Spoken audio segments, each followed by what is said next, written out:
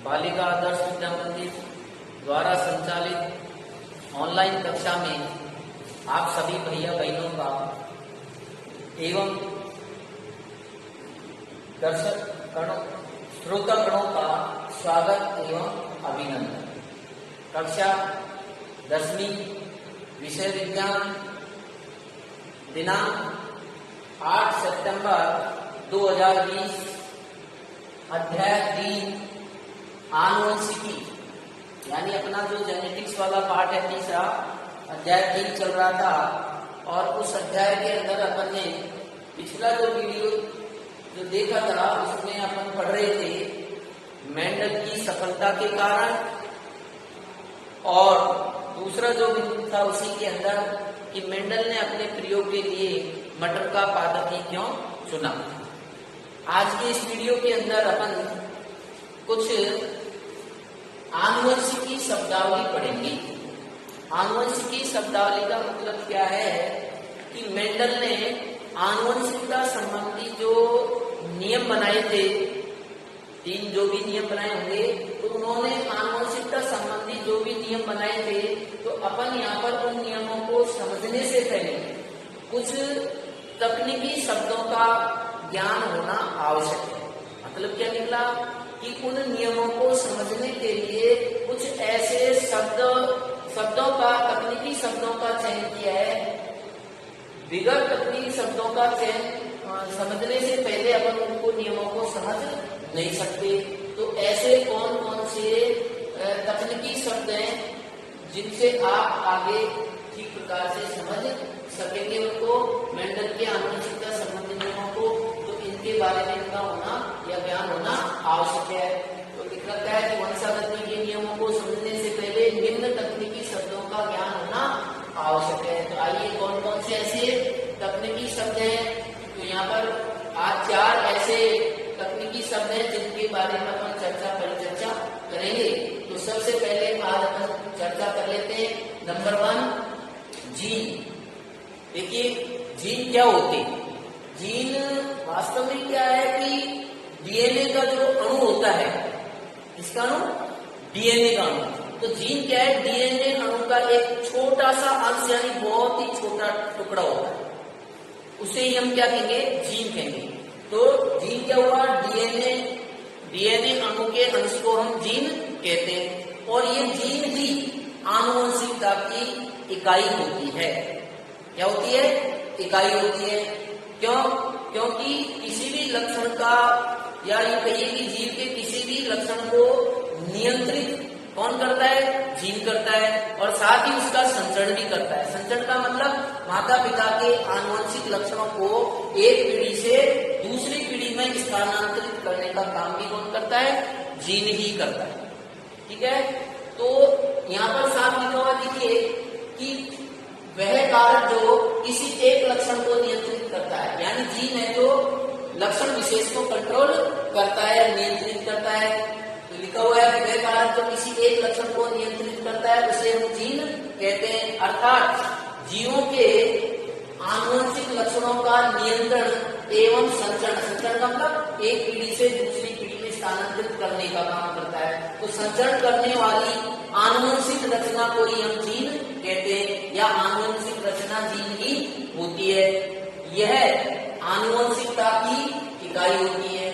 आगे जान लीजिए, मेंडल ने इनका नाम कणीय कारक रखा था। जीन ने कह करके मेंडल ने क्या नाम दिया था जीनों का, कणीय कारक। क्यों कहा था, क्योंकि उस मेंडल जब प्रयोग कर रहा था तो विज्ञान जगत में उस समय जीन और गुणसूत्रों के बारे में जानकारी नहीं थी।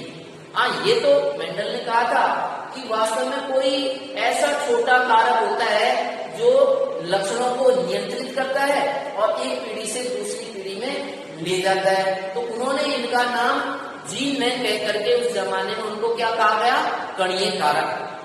तो मेंडल ने इन जीनों को ही क्या नाम दिया गया था, कणीय कारक। लेकिन बाद में मेंडल के बाद कणीय कारकों का ही नाम बदल करके एक वैज्ञानिक है जिनका नाम है जॉनसन। क्या नाम है, जॉनसन नामक वैज्ञानिक ने मेंडल के कणीय कारकों को ही बदल करके उनका नाम जीन रखा था। तो कई बार परीक्षा में पूछ लिया जाता है कि कणीय कारकों का नाम बदल करके जीन किसने रखा, तो जॉनसन बता देंगे आप। तो देखिए लिख रखा है, मेंडल द्वारा उपयोग में लिए गए कणीय कारक शब्द को ही जॉनसन ने जीन नाम दिया था। तो ये ध्यानपूर्वक सुन ले, तो बड़ा काम का है। आगे आ रहा है युग्म विकल्पी।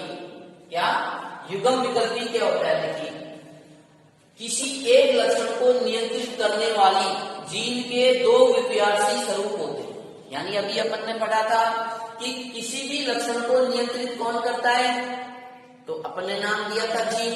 तो जीन के दो विपर्यासी लक्षण होते हैं, यानी युग्म विकल्पी होते हैं, जोड़े होते हैं। जैसे मान लीजिए एक लक्षण अपन मानते हैं, जैसे ऊंचाई का लक्षण लेते हैं अपन। अब ऊंचाई का जो लक्षण होता है उसके दो युग्म विकल्प हैं, जोड़े में होते हैं। यानी कि एक तो लक्षण अगर आप देखें लंबाई का, अगर आप, तो लंबाई तो क्या हो गया, लक्षण हो गया। अब इसके युग्म विकल्प क्या हो गए, दो होते हैं जीन। कौन कौन से, दो विपर्यासी स्वरूप होते हैं, जिसमें लंबाई का अगर आप देखें तो लंबा और बौना। तो दो युग्म विकल्प हुए कि हो गए, तो एक तो लंबा हो गया और दूसरा कौन सा हो गया, बौना हो गया। तो कहने का मतलब क्या हुआ कि किसी भी जीन के दो स्वरूप होते हैं। एक जो होता है उसको अपन प्रभावी लक्षण कहते हैं, और दूसरा जो होता है लक्षण उसको अपन क्या कहते हैं, अप्रभावी। प्रभावी लक्षण को अपन क्या करते हैं, अंग्रेजी अक्षर के प्रथम अक्षर से लिखा जाता है और उसको कैपिटल लेटर में लिखा जाता है। कौन से रूप में लिखा जाएगा, कैपिटल लेटर में लिखते हैं। और अप्रभावी जो लक्षण होता है उसको अपन स्मॉल लेटर में लिखते हैं। स्मॉल का मतलब छोटे में। जैसे समझने की अपन कोशिश करेंगे, अभी यहाँ उदाहरण आएगा जब समझाएंगे, तो अभी पहले ध्यानपूर्वक सुनेंगे।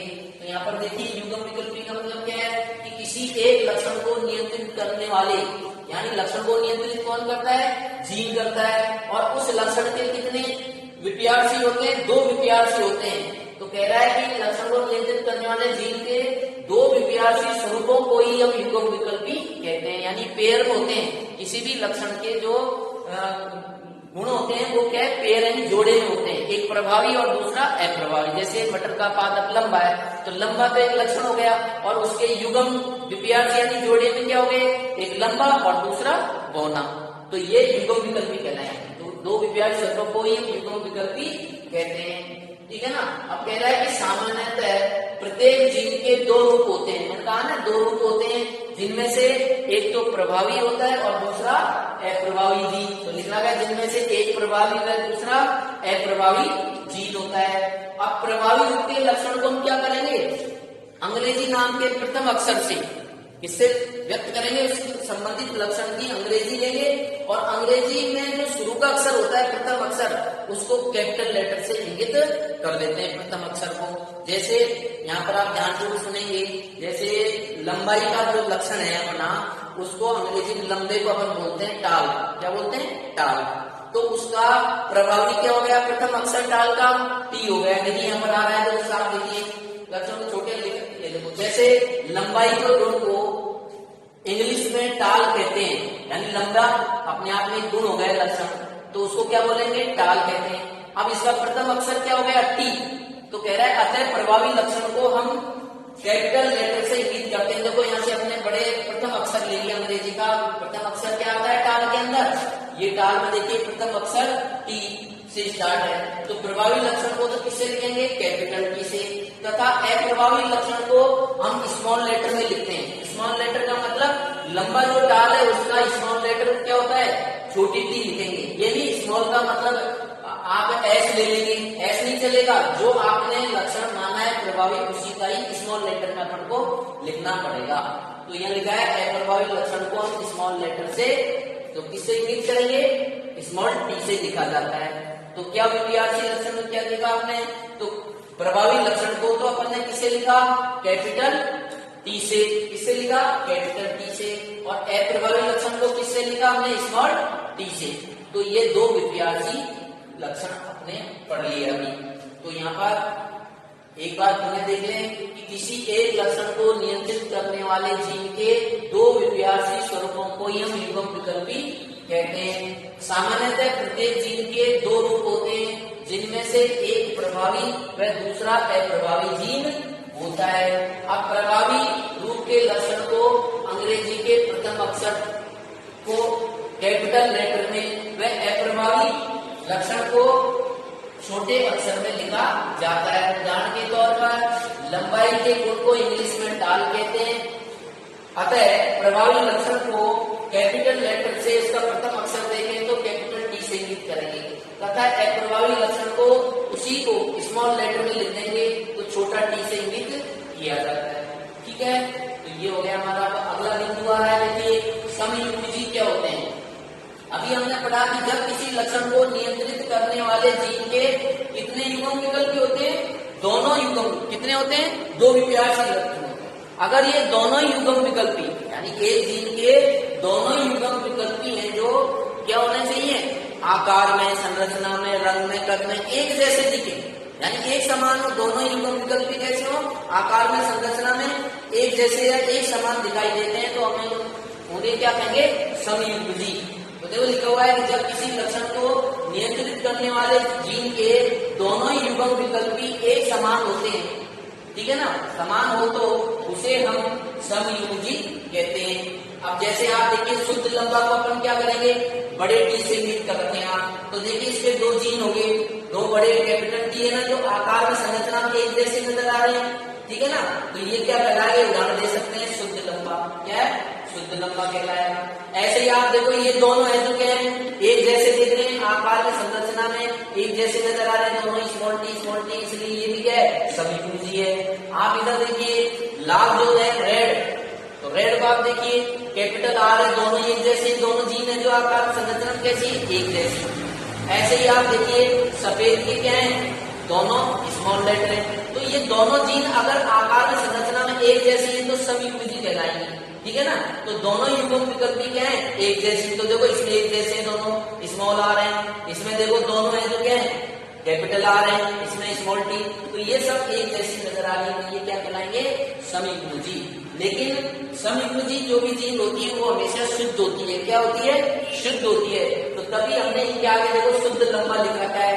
तो लंबा लक्षण यहाँ कैपिटल टी क्यों लिया? टी से क्यों किया है? क्योंकि अंग्रेजी इसको क्या बोलते हैं? डार्क, इसलिए टी लिया है। लेकिन बौना को जो अप्रभावी जीन है उसी का स्मॉल लेटर लिखा जाता है।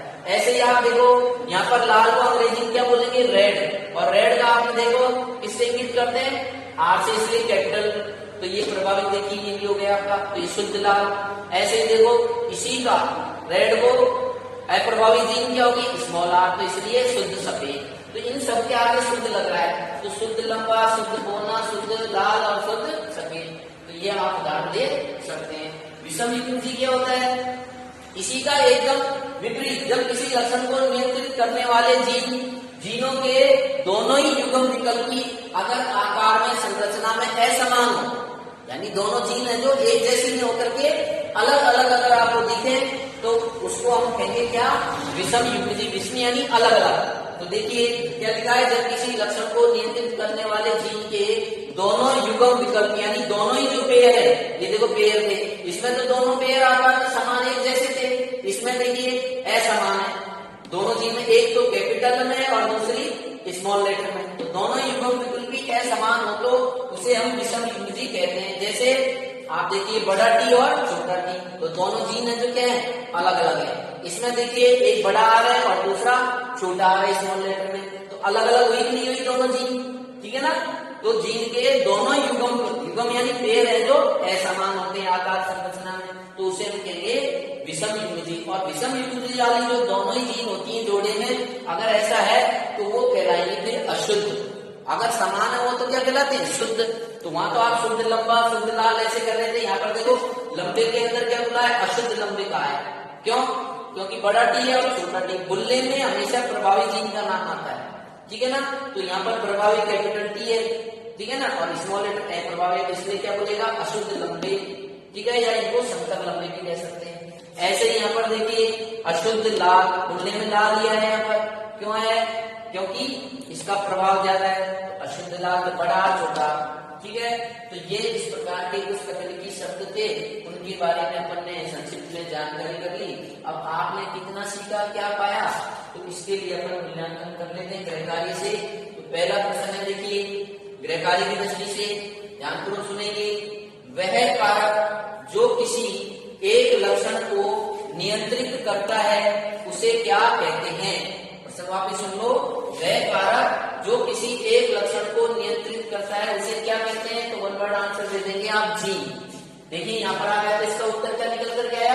जीन। यहाँ साफ लिखा हुआ देखो टॉपिक कि वह कारक जो किसी एक लक्षण को नियंत्रित करता है उसे क्या कहते हैं? जीन। तो आप वन वर्ड आंसर दे देना, जीन का।